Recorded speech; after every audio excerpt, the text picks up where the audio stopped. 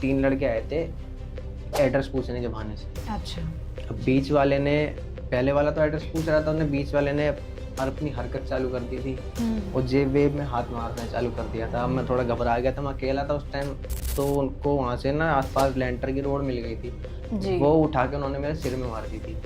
जैसे उन्होंने मारी थी मेरे यहाँ पे सर पूरा खुल गया था ऐसे, तो वहीं पे बेहोश हो गए, वो छोड़ के चले गए। और लास्ट टाइम भी उन्होंने इतना नहीं सुख करा कि लास्ट टाइम जब छोड़ के जा रहे थे उन्होंने बाल पकड़ के ट्रैक के जो होते हैं ना, वो रिंग टाइप होते हैं छल्ले ट्रैक में जिसमें आवाज आती है खट खट खट खट, तो उन्होंने पकड़ के उसमें भी दे के मारा था, बस बाल पकड़ के। फिर वहीं पे ही बेहोश हो गया मैं।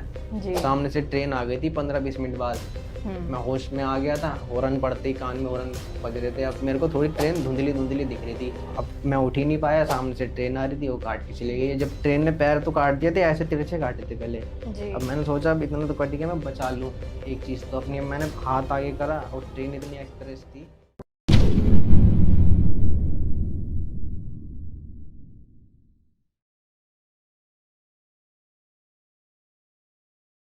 क्या आप भी लाइफ के किसी फेज में फंस गए हो? रिलेशनशिप इश्यूज हो या फैमिली प्रेशर, करियर कंफ्यूजन या हेल्थ स्ट्रगल्स, मेंटल ब्रेकडाउन्स हो या मनी स्ट्रेस, टीवीटी है आपके साथ एक ऐसी जगह जहां पर आपको गाइडेंस मिलेगी बिना किसी फिल्टर के। चाहे आपको चाहिए क्लैरिटी, हीलिंग या सही डायरेक्शन, तो हमसे जुड़िए, हमें डीएम कीजिए या फिर हमें व्हाट्सएप कीजिए 8448801064 पर।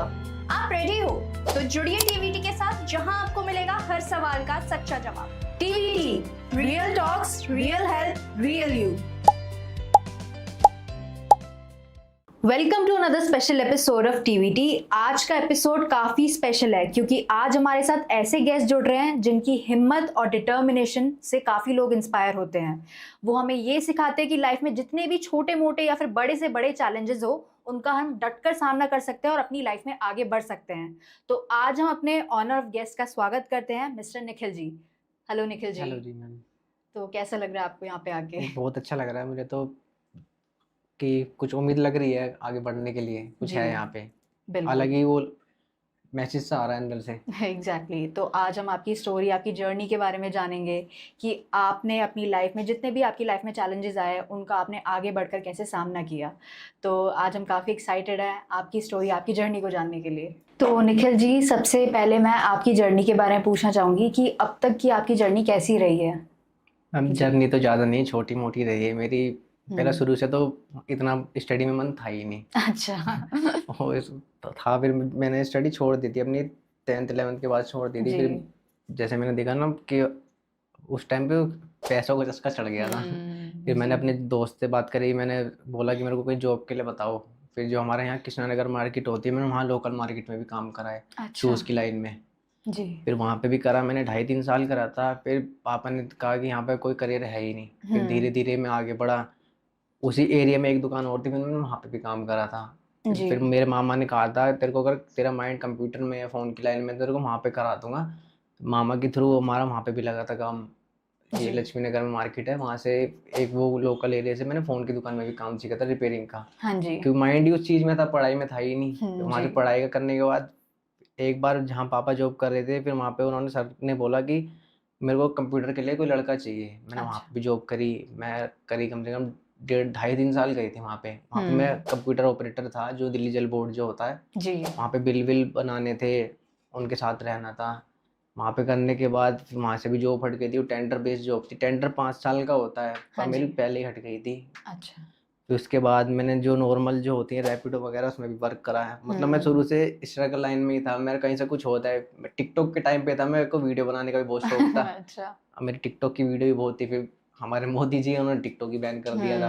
फिर बंद करने के बाद फिर थोड़ा इसमें घुस गया मैंने, चलो इस चीज़ में कुछ है ही नहीं, काम कर लेते हैं। मैंने काम करा।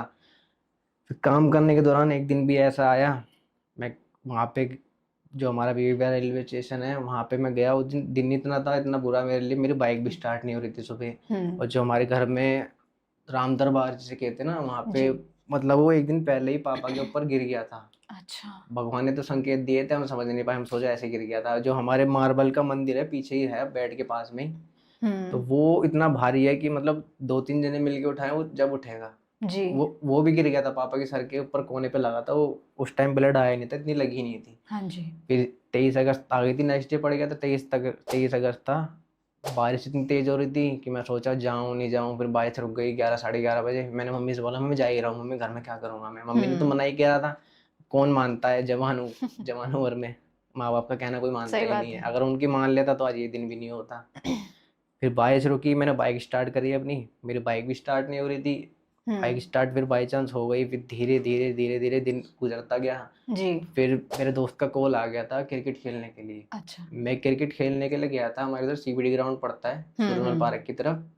तो वहाँ से क्रिकेट खेल के शाम को एक दो फ्रेंड थे मेरे जिनके पास व्हीकल तो थी, पर उस दिन वो लाए नहीं थे। जो उनके भाई थे वो ले गए थे जॉब पे। तो फिर मैं उनको उनके घर ड्रॉप करने गया था। अच्छा। वहाँ से ड्रॉप करके जब मैं वहाँ से उसी गली में जो मेरे दोस्त के पापा रहते हैं, उन्होंने बोला था पेमेंट लाने के लिए। उनको पेमेंट दिलवाई थी करकटुम वहाँ के आसपास से, वहाँ से उनको भी पेमेंट दिलवा के उसी गली में वापसी छोड़ दिया था। पेमेंट दिलवाने के बाद मैं अपने घर जा रहा था, तो मेरे को प्यास लग रही थी। मैं काफी मतलब जब प्यास लगी थी तो उस टाइम आसपास कोई शॉप नहीं दिखी थी मेरे को। हमारे उधर महिला कॉलेज पड़ता है, वहां से थोड़ा आगे चलोगे, लेफ्ट लोगे ना तो अंडरपास आ जाता है। अंडरपास के साइड में ही सर्विस लाइन पड़ती है। ऊपर की तरफ से मेरे को थोड़ी लाइट जली हुई दिखी थी शॉप की। मेरे को लाइट दिखी, मैंने चलो यहीं से पानी वानी पी लेता हूँ। पानी पीने के लिए मैं ऊपर गया था, पानी की बोतल ली भी थी। फिर वो 3 लड़के आए थे एड्रेस पूछने के बहाने से। अच्छा। अब बीच वाले ने, पहले वाला तो एड्रेस पूछ रहा था, उन्हें बीच वाले ने अपनी हरकत चालू कर दी थी और जेब वेब में हाथ मारने चालू कर दिया था। अब मैं थोड़ा घबरा गया था, मैं अकेला था उस टाइम। शुरू में ही सब बदमाश बनते, कोई होता नहीं है 3-4 के सामने। सही बात है। अब उन्हें जब हाथ मारी, अब मैं सोचा मैं इधर की तरफ भागूंगा, हड़बड़ाहट से मैं नीचे गिर जाऊंगा फ्लाईओवर के। अगर मैं ऊपर से गिरता तो मैं ऑन द स्पॉट खत्म ही हो जाता। गाड़ी इतनी तेज तेज आ रही थी।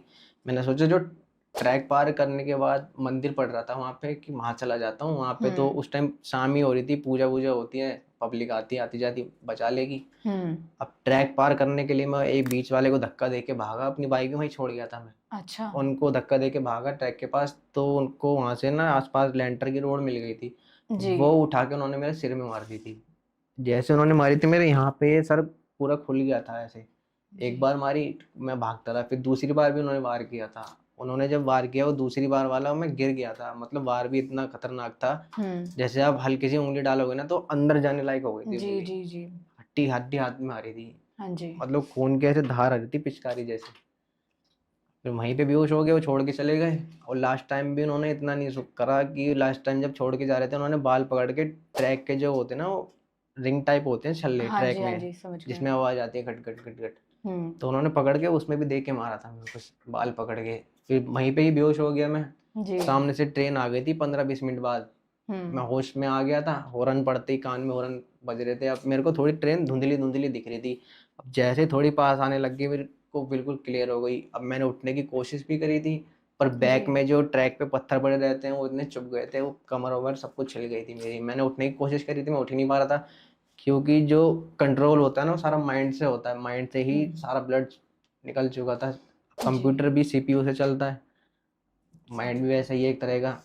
अब मैं उठ ही नहीं पाया, सामने से ट्रेन आ रही थी, वो काट के चली गई। जब ट्रेन ने पैर तो काट दिए थे, ऐसे तिरछे काटे थे पहले।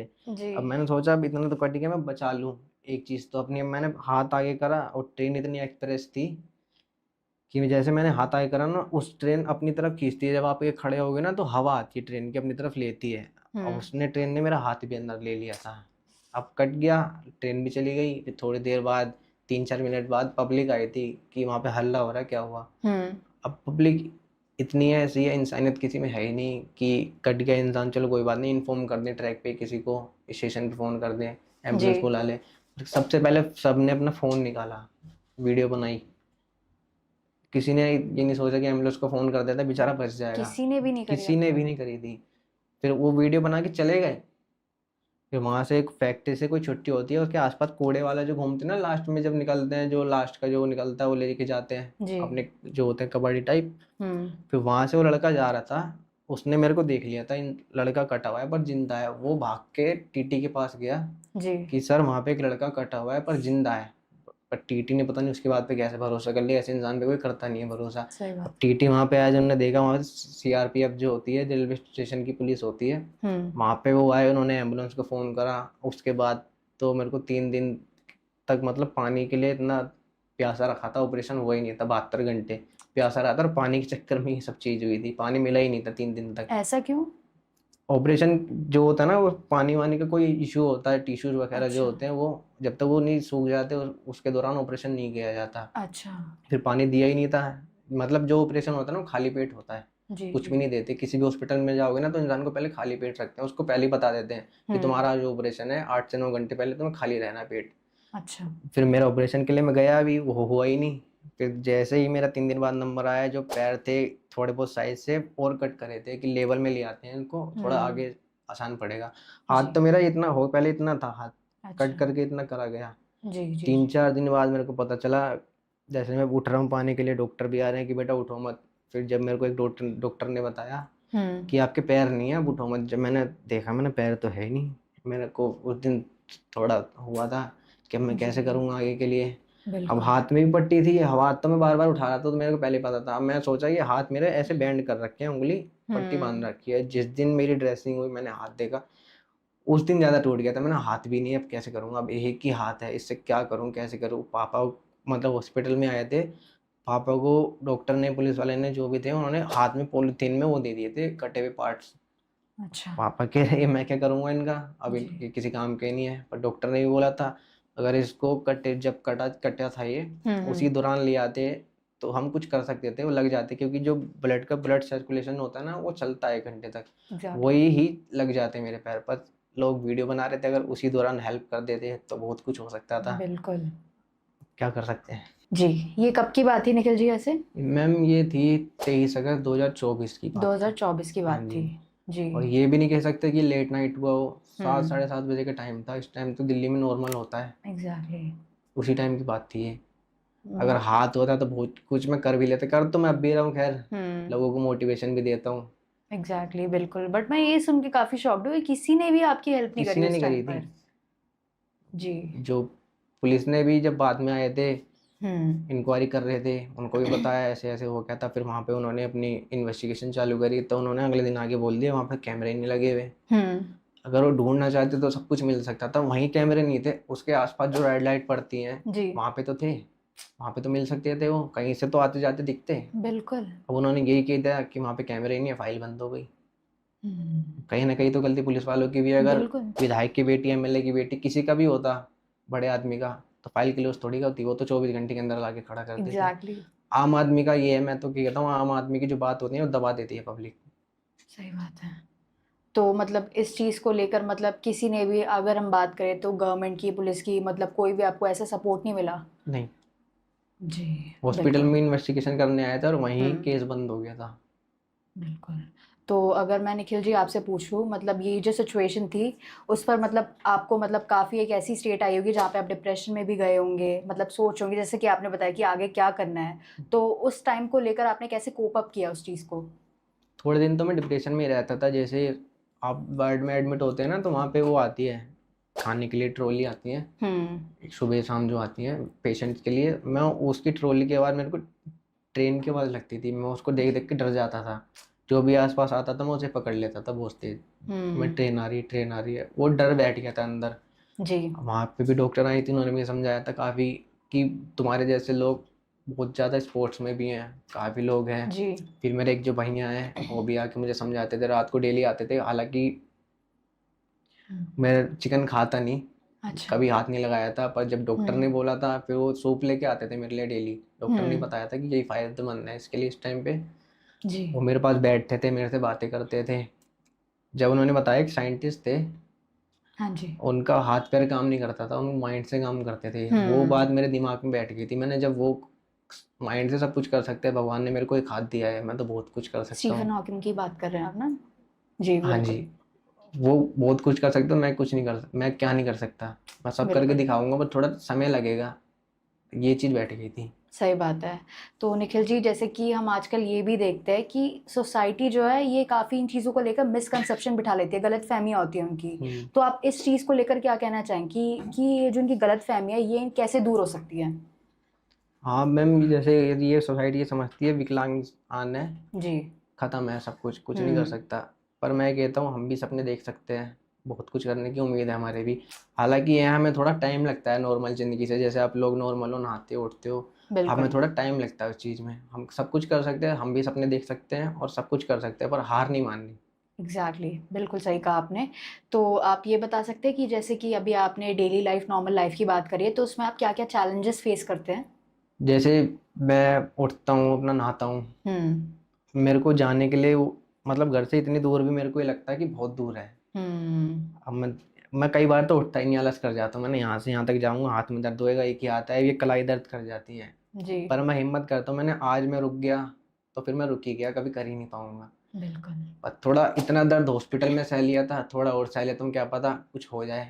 जी कल को आने वाले कल में जिस लाइन में मैं घुस गया, मेरे मम्मी पापा को गर्व होए, कोई Exactly. फाइनेंशियल थोड़ी दिक्कत चल रही है और वो सपोर्ट कर रहे हैं, काफ़ी कर रहे हैं। जी बिल्कुल निखिल जी। और मतलब मैं आपसे पूछना चाहूँगी कि ऐसे काफ़ी फिजिकली चैलेंज्ड लोग हैं जिनकी मतलब एक तरीके से मान लीजिए मोटिवेशन इंस्पिरेशन जो होती है वो डाउन ही हो जाती है, तो उस समय में आप मतलब उन लोगों को कोई एडवाइस दे सकते हैं कि वो अपनी लाइफ में खुद आगे कैसे बढ़ सकते हैं? हाँ जी, मैं तो कह रहा हूँ हार मत मानो। आप पीछे की सोचोगे तो फिर सोचते रह जाओगे, कुछ भी नहीं कर पाओगे। अपना जो है आने वाला कल आपके हाथ में, आप क्या लिखोगे? साथ तो देखो हमेशा कोई नहीं रहता, जी आपको खुद ही करना है। कैसे करोगे? ज़िंदगी हमेशा गिराती है, तोड़ती है, पर जो हिम्मत होती है वो खड़ा करके दोबारा दिखाती है। अगर आपके अंदर हिम्मत है तो आप दोबारा खड़े हो सकते हो। जी बिल्कुल, ये सही बात करी आपने। तो अगर मैं आपसे पूछूं कि आपके ड्रीम्स या फिर आपके एस्पिरेशंस क्या है, तो उनके बारे में आप बता सकते हैं? ड्रीम्स तो इतने हैं, बस क्या से क्या कर लूँ। थोड़ी मजबूरी और हो जाती है जी कि इसमें थोड़ा टाइम लगेगा, पर मैं हारता नहीं। बिल्कुल। टाइम कितना लगे, अब करना है, अपने लिए करना है, अपनी फैमिली के लिए करना है, और जो हम्म मेरे जैसे लोग हैं जिनके पास घर नहीं है उनके लिए करना है। जी। बस ये माइंड में ही है, थोड़ा करूँगा अब। तो निखिल जी, जैसे कि अभी आपने सिचुएशन बताई थी अपनी कि उस टाइम पर आपके साथ क्या हुआ था, तो जब आपकी फैमिली को इस चीज़ के बारे में पता चला, तो उनका क्या रिएक्शन था, उनकी क्या सिचुएशन थी, आप बता सकते हैं? हाँ जी, जैसे मेरा 23 अगस्त को एक्सीडेंट हुआ था ना रात को, तो मेरी बॉडी वहाँ से ट्रैक पे से जब हॉस्पिटल लेके गए थे 11 साढ़े 11 बजे, मेरे फादर को कॉल गई थी कि आप निखिल की मेरी पहले तो बहन ने फ़ोन उठाया था। मेरी बहन ने देखा नोन नंबर है, या तो स्कैम हो सकता है, फिर उन्होंने पापा को बताया कि ऐसे ऐसे बता रहे हैं निखिल वहाँ पे है। जी पापा को लगा कि उसने किसी को गाड़ी से ठोक दिया। अच्छा उनके माइंड में ये था छोटी मोटी चोट आई होगी, पुलिस केस हुआ होगा, जी निकाल लाएंगे उसको। फिर हमारी गली में बुआ रहती है, वो थोड़े हेल्थी है उनके लड़के, हाँ जी उनको साथ में लेके गए। जब हॉस्पिटल में डॉक्टर ने जाते हाथ में पैर दिए, पापा ने कहा पहले वो दिखाओ। अब मैं स्ट्रेचर पे वहाँ पे उनके सामने ही था, उन्होंने मेरे को गले में धागा था मेरा, उससे पहचाना था कि ये है। जी उस दिन वो टूट गए थे मेरे को, फिर वो 10 दिन के बाद देखने आए थे, वो आए नहीं थे, वो शुगर के पेशेंट है, उनकी शुगर इतनी हो गई, उन दिनों बीमार भी चल रहे थे, अच्छा शुगर के पेशेंट है। फिर धीरे धीरे मम्मी को पता लगा, रिश्तेदार आ रहे थे घर पे, फ़ोन चलाया जाता कहीं ना कहीं से। बिल्कुल अब मेरी बहन कह रही है आज कैसे सुबह सुबह आ रहे हो आप लोग? जी उनके उनको अलग थोट आ रही थी, नॉर्मली थोट है, मैं तो सीधा बोल रहा हूँ, उन्हें लग रहा था कि वो चला गया। सुबह सुबह यही होता 3-4 बजे किसी के घर पे आना, रिश्तेदार जो होते हैं उनको लगा था वो चला गया। जी धीरे धीरे मेरी बहन आई थी, बुआ आई थी, उन्होंने बताया कि निखिल के साथ ऐसे ऐसे हो गया, उसके पैर चले गए। जी उस टाइम तो मम्मी ने हिम्मत नहीं आ रही थी, पर जो हॉस्पिटल में मेरे को देख रही थी तड़पता हुआ चिल्लाता हुआ, जो ड्रेसिंग होती है ना, हाइड्रोजन जब डिटॉल डालते हैं इंसान उछल जाता है। कभी आप हाथ में पिन मारना, जी पिन मारोगे ना उसके ऊपर डिटॉल डालना, बहुत चीज़ मारती है। अब मेरा तो पूरा ऐसे मतलब पूरा खुला पड़ा था पैर, उसमें उंगली डाल डाल के पस निकालते थे। जी उस टाइम फिर मम्मी ने बोल दिया था भगवान इसे उठा ले तो बढ़िया है। मतलब कुछ सुन करने के लिए भी वो यूज़ नहीं करते थे? मैम कितना सुन कर लो, उस टाइम तो, उस सही बात है टाइम वो तो। चोट जो थी ताज़ा ताज़ा थी। हम्म अब सुन तो वो हाँ यहाँ वो तो उस सही टाइम बात है। सुन नहीं कर सकते थे ना, जिस टाइम में आया था उस टाइम में ब्लड आ रहा था, पट्टी बंधी हुई थी, पट्टी भी स्ट्रेचर सारा ब्लड ब्लड हो गया था, सब कुछ जमीन पे ऊपर नीचे, फेस वेस, मेरे आँख में भी चोट आई थी। जी ये भी मेरा यहाँ से छिला हुआ था, यहाँ पे 27 टाँके आए थे, पूरा खुला हुआ था। पर अगले दिन जब मम्मी आई थी, मम्मी ने देखा था ना ये चिल्ला रहा है, तड़प रहा है, जी तो मम्मी ने यही बोला था कि भगवान इसे उठा ले। मम्मी ने क्या, सबने ही बोला था, सबकी यही थी कि उठा ले तो बढ़िया है। आज तो मम्मी पापा हैं, कर रहे हैं, कल को वो नहीं रहेंगे तो कौन सपोर्ट करेगा? क्योंकि बिल्कुल सपोर्ट से ही है अब तो मेरी ज़िंदगी। आज मेरा फ्रेंड आया मेरे साथ, वो भी हम्म उठाता है, बिठाता है, सब कुछ करता है। जी बिल्कुल। पर निखिल जी, अक्सर जब भी हम ऐसी चीज़ों के बारे में सुनते हैं तो लोगों का रिएक्शन क्या होता है कि वो आपको मतलब सिंपैथी देना चाहते हैं, है ना? कि आपको सिंपैथी देते हैं। तो उस टाइम पर आप क्या एक्सपेक्ट करते हैं कि आपको मतलब सिंपैथी मिले या फिर एक नॉर्मल इंसान की तरह ट्रीट किया नहीं, जाए? मैं चाहता था मेरे को सिंपैथी मिले ही नहीं। बिल्कुल। मैं तो नॉर्मल चाहता था सबकी तरह बराबरी सम्मान मिले। हम्म। सिंपैथी से तो इंसान आज दे रहा है सब सिंपैथी, कल को साथ भी नहीं रहेगा। सही सम्मान बात है। मिलेगा तो हमें सपोर्ट रहेगी, उम्मीद रहेगी कि हाँ कुछ कर सकते हैं हम। सिंपैथी वाली ज़िंदगी नहीं चाहिए मेरे को, सपोर्ट चाहिए, सम्मान चाहिए, रिस्पेक्ट चाहिए। जी बिल्कुल, एग्जैक्टली।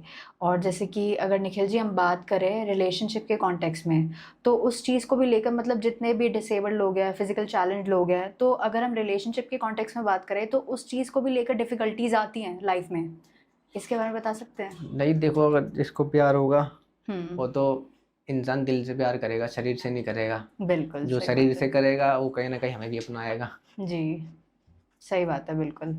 तो मतलब आपके साथ ऐसी कोई सिचुएशन हुई है, जैसे कि हम लेते हैं, अभी हम पहले बात कर रहे थे कि ऐसे काफ़ी लोग हैं जिनके अगर पेरेंट्स का भी सपोर्ट उन्हें नहीं मिल पा रहा है उस टाइम पर, तो उस टाइम पर वो क्या कर सकते हैं? आप उन्हें एडवाइस दे सकते हैं कुछ? तो कह रहा हूँ अपने बच्चों को छिपाओ मत, हम्म। उनको आगे बढ़ने के लिए सपोर्ट करो। क्या जी पता कल को आपका घर बन जाए वो। छुपाओगे तो वो अंदर अंदर टूटते रह जाएंगे, वो यही सोचते रहेंगे हम कुछ नहीं कर सकते। जब माँ बाप ही सपोर्ट नहीं कर रहे तो दुनिया क्या सपोर्ट करेगी। जी मैं तो कहता बिल्कुल। हूँ चाहे बच्चा कैसा भी हो, उसको सपोर्ट करो, आगे निकलने के लिए ग्रो करो उसको। जी बिल्कुल। तो आपके पेरेंट्स की वैसे कोई आपसे मतलब एज सच एक्सपेक्टेशन है आगे? हाँ, अब तो मम्मी को पता है वीडियो बनाता है, वो जी आते जाते हैं गली में छुआते उन्हें पकड़ लेते, कहते मेरे लड़का आया ऐसे वीडियो बनाता है उसको सब्सक्राइब कर दो। जी उनके माइंड में यह है कि हाँ कुछ कर सकता है, इसको बस सपोर्ट की जरूरत है। बिल्कुल। जी। वो मेरे को तो बहुत सपोर्ट करते हैं, मेरे घर वाले, फैमिली वाले, यार दोस्त, सब कुछ बहुत सपोर्ट करते हैं। हम्म। पर ये भी नहीं कह सकते कि सारे सपोर्ट करें।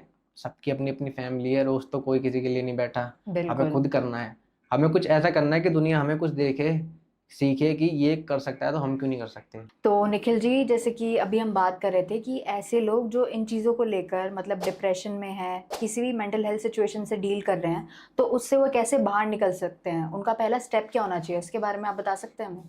पहला स्टेप तो देखो खुद उठाना पड़ता है, हम्म। किसी के एडवाइस से नहीं चलता है कि तू वो कर, फोन में ऐसे आ रहा है। फोन में तो बहुत सी चीज़ें आती हैं, तुम वो थोड़ी कर सकते हो। जी रियलिटी अलग होती है, रील अलग होती है। जो हमारे अंदर से निकल जाए वो हमें ये लगता है कि हाँ हमारे अंदर कुछ खासियत है। हमें अंदर खुद ही अपने अंदर खूबी ढूंढनी चाहिए। बिल्कुल। अगर करेंगे तो बहुत कुछ हो सकता है। मेरा एक हाथ है, मैं नहीं कर रहा, दुनिया के तो मेरे जैसे बहुत से डिसेबल्ड लोग हैं जिनके एक पैर है, वो घर बैठे हुए हैं, जी। कुछ भी नहीं करते। बस ये चाहते हैं मेरे हमें से सिंपैथी मिल जाए, बार कोड लगा दो, कुछ भी आ जाए। पर मेरे को नहीं, मेरे को एक हाथ है, मैं अब भी कुछ कर सकता हूँ। एक हाथ से मतलब मैं जी सकता हूँ, पूरी दुनिया घूमना चाहता हूँ एक हाथ से ही। बिल्कुल। तो अभी हम प्रेजेंट सिचुएशन की बात करें, मतलब आपने ऐसी काफ़ी चीज़ें प्लान करी होंगी कि आपको कहाँ कहाँ पे जाना है, क्या क्या करना है? मेरे को तो दुबई घूमनी है। दुबई घूमना है आपको? जी, दुबई क्यों ऐसे? अच्छा लगता है वहाँ पे लोग जाके रील बनाते हैं ना, वो बुर्ज खलीफा, वो देखना है जी एक बार क्या चीज़ है ये। बिल्कुल बिल्कुल। जी आएगा टाइम, बिल्कुल बिल्कुल आएगा। तो क्या पता यहीं से ही आ जाए, यहीं से शुरू हो जाए।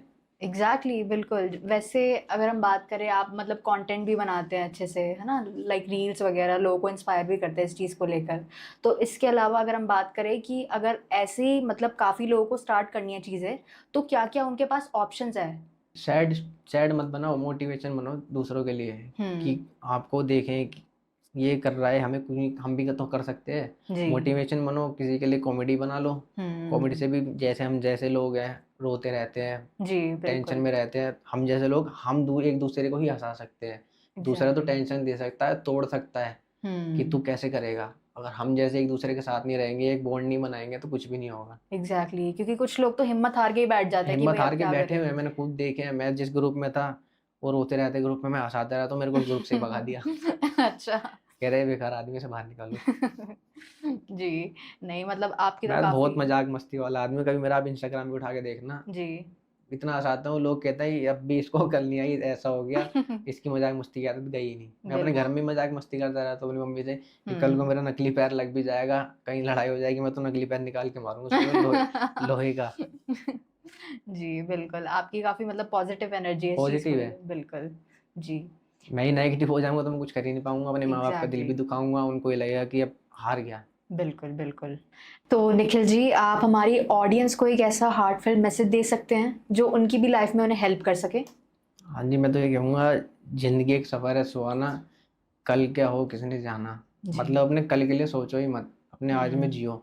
इंसान का 2 मिनट का नहीं पता, मतलब जो है ना अपना आज के लिए जियो, कल की मत सोचो। इंसान तो रात को बादाम भिगा के सोता है जी। कि कल खा लूंगा, वो तो रात को भीगे रह जाते हैं, वो कल खा ही नहीं पाता, दूसरा खा के निकल जाता है। तो उसमें क्या हुआ, दूसरे का फायदा हुआ। दूसरों से पहले अपने लिए सोचो, अपने पेरेंट्स के लिए सोचो कि सपोर्ट तो एंड टाइम पे पेरेंट्स ही करते हैं, जी। उनके लिए सोचो बस। अब मेरे पापा जाते हैं जॉब पे, अब मेरे को थोड़ा चुभता है कि जिस उम्र में उन्हें आराम करना चाहिए, अब मैं हाँ उनका जी। बैठ के खा रहा हूँ, पर वो मुंह से तो नहीं बोल रहे ना वो बोलेंगे, हम्म। उनके लिए तो मैं बेटा हूँ, जी। कभी नहीं बोलेंगे। इसलिए खुद करो, अपने लिए करो, दूसरों के लिए कभी मत करो। दूसरों के लिए जब करो जब आपका कुछ लेवल हो जाए। बिल्कुल। अपने घर में आने के बाद दूसरों के लिए सोचो, मैं यही नहीं कह रहा सब कुछ अपने लिए करो। अपने जैसे लोग हैं, मेरे जैसे जो लोग हैं, मैं उनके लिए भी करूंगा। अगर मैं कुछ हो गया, सबसे जी। पहले उनके लिए करूंगा, अपने पेरेंट्स के लिए करूंगा, बाकी किसी के लिए कुछ नहीं करना। जो साथ छोड़ गए, अपने लिए छोड़ गए, अच्छी बात है, वो उनके लिए था, मेरे लिए था, आने वाला कल मेरा होगा। बिल्कुल। एक छोटी सी लाइन ये भी बोलना चाहूँगा आप लोगों के लिए, ज़िंदगी चाहे छोटी हो चाहे बड़ी, नाप लो चाहे लेके फीता, साथ है केवल आखिरी तक माता और पिता।